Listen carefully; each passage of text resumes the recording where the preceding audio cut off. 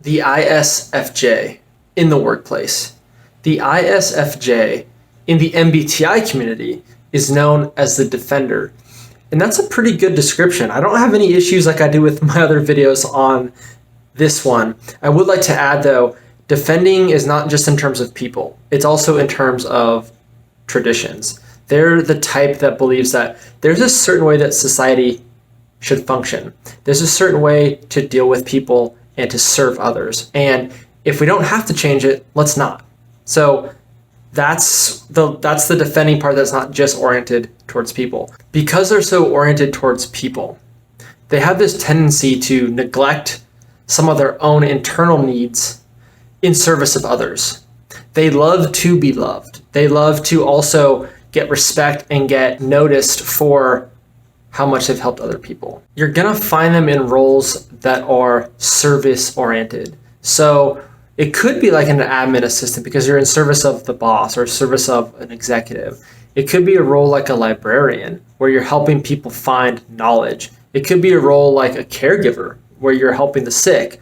It could be a role like social work and all the aspects of that, where their internal drive, what gives them energy, is the ability to help others and be useful to other people. Now let's talk about them in a corporate setting. So say you've typed someone as an ISFJ on your team.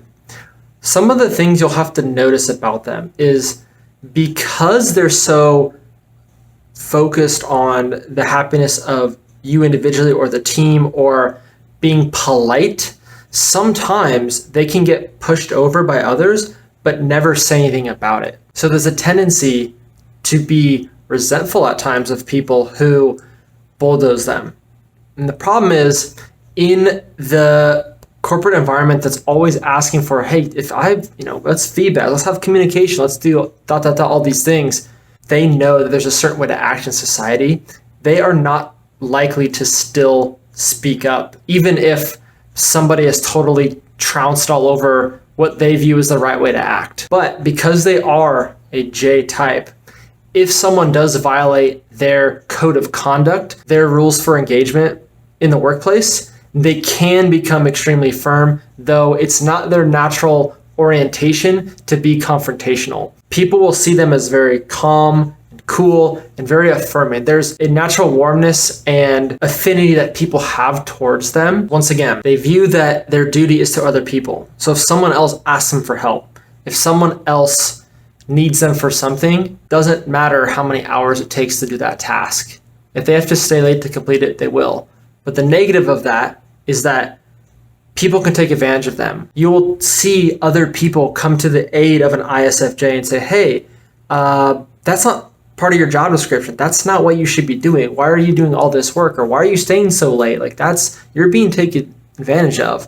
And at the same time, the problem is that because, like I said, they're known for having a traditional outlook, they're unlikely to make a big scene or make a fuss. So somebody could use that to their advantage. And even though they know that the thing they're about to ask the ISFJ is going to ruffle their feathers, they're not going to get any pushback. So it's almost like a coworker would really have to kind of step in and be like, well, excuse me, no, that person's not doing that. It's just the way that they operate is so reserved that they're not going to be confrontational. So that's why I think that like the ISTP type, like the INTP type, they're better behind the scenes. They're helping everyone else achieve. I guess that's probably the best way to go about it. But they'd also step forward and try to defend someone else if they felt like there was an injustice being done.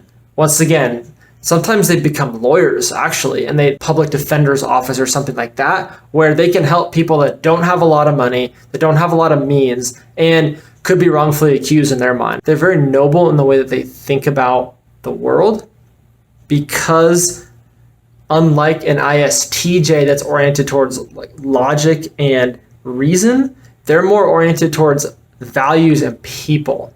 So that's the distinct difference, but you can see how dealing with an ISTJ versus dealing with an ISFJ is completely different. If I was working with an ISFJ and I was a manager, I would check in with them quite often to get feedback, real feedback.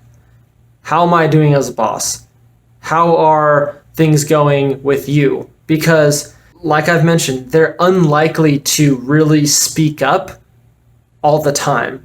And the last thing you want is them to be resentful towards you and you think that everything is going fine. So that is something where using MBTI to understand people can actually get a lot more out of your relationship and your communication style with all the types you're inevitably going to be working with. Thanks so much for watching this video on the ISFJ.